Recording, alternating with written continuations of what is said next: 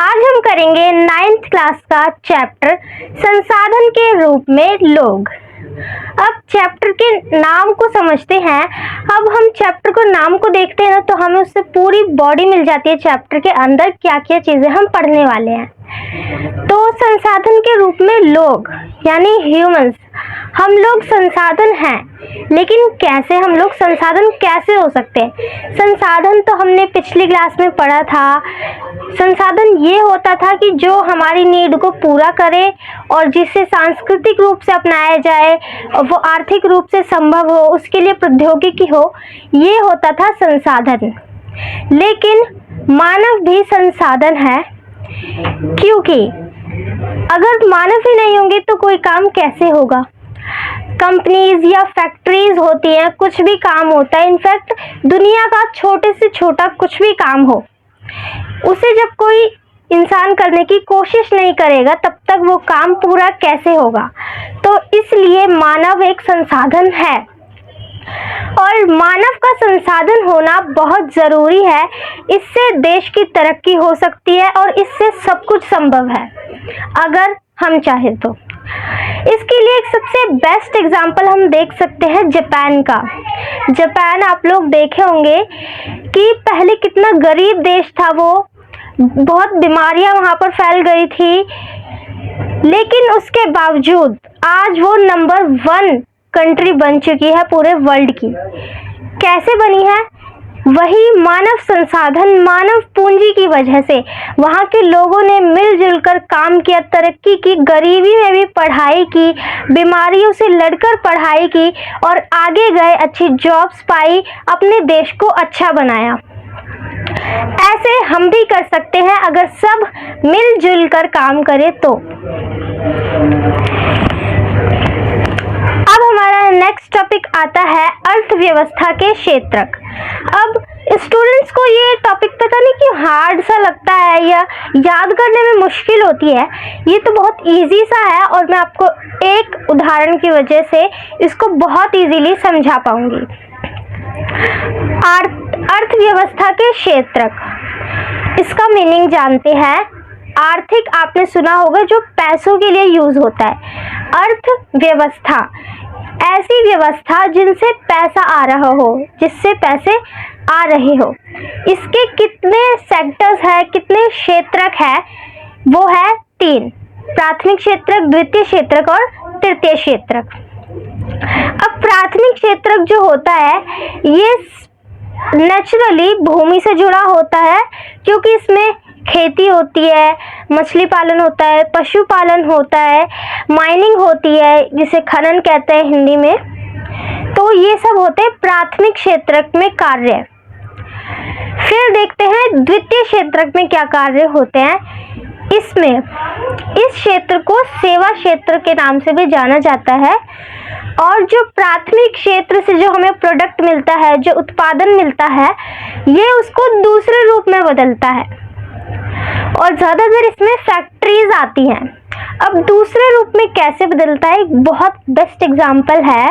अब हमने खेती करके गन्ना उगाया और गन्ने को हमने भेजा मिल में, चीनी मिल, और वहाँ पे गन्ने से चीनी बनाई गई। तो हो गया ना कि गन्ने से चीनी बनाने का, उसको दूसरे रूप में बदल देना। तो यही होता है दूसरे स्टेट का काम और वहाँ पे ज़्यादातर फैक्ट्रीज आती हैं। तृतीय क्षेत्र में बाकी सारे जो भी जॉब्स बचती है या सारे काम आ जाते हैं, वो सब आएंगे हमारे तृतीय स्टेट में, जैसे टीचिंग, सिविल सर्विसेज और परिवहन, संचार, बैंकिंग, ये सारी चीजें आ जाती हैं। अब यहाँ पैसों की बात तो हो ही रही है, तो इस चैप्टर में ये भी है कि रोजगार के क्षेत्र क्या है। रोजगार के क्या क्षेत्र है? एक है असंगठित क्षेत्र और एक संगठित क्षेत्र। अब नाम से ही पता लग गया होगा, इनका बिल्कुल अपोजिट होगा जो भी बातें होंगी।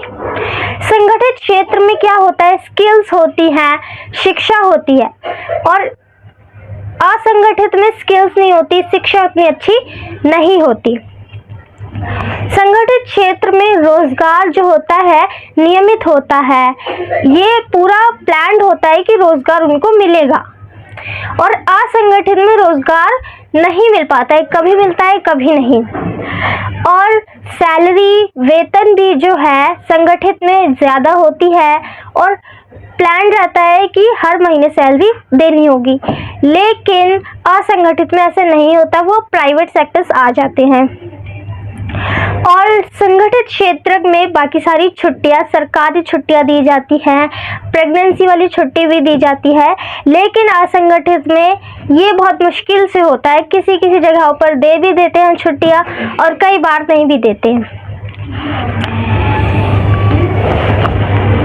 फिर हम देखेंगे जन्म दर, मृत्यु दर और शिशु मृत्यु दर, ये 3 टॉपिक। सबसे इजी है, तीनों की मिलती जुलती डेफिनेशन है, लेकिन कंफ्यूज नहीं होना है। अब मृत्यु दर क्या होता है? नाम से ही पता लग गया होगा, मृत्यु की बात हो रही है, डेथ की बात हो रही है। तो इससे हम देखते हैं अपनी पॉपुलेशन के लिए कि एक साल में 1000 लोगों में से कितने लोगों की मृत्यु हुई। तो ये पॉपुलेशन को काउंट करने में हेल्प करता है। और जन्म दर, एक साल में 1000 बच्चों में से कितने बच्चे जन्म लेते हैं, वही होता है जन्म दर। फिर शिशु मृत्यु दर, यानी एक साल में 1000 बच्चों में से 1 साल से ऊपर के जो बच्चे हैं वो कितने जीवित रह पाए, तो यही होती है शिशु मृत्यु दर। फिर बेरोजगारी आजकल बहुत है और आपने सुना भी होगा, इसकी तो ज़रूरत नहीं है डेफिनेशन देने की, रोजगार ना मिलना यही होता है बेरोजगारी। अब बेरोजगारी सिर्फ यही नहीं है हमें काम नहीं मिला, बेरोजगारी के भी 3 प्रकार हैं, प्रच्छन्न बेरोजगारी, मौसमी बेरोजगारी और शिक्षित बेरोजगारी। शिक्षित बेरोजगारी को शहरी बेरोजगारी भी कहा जाता है।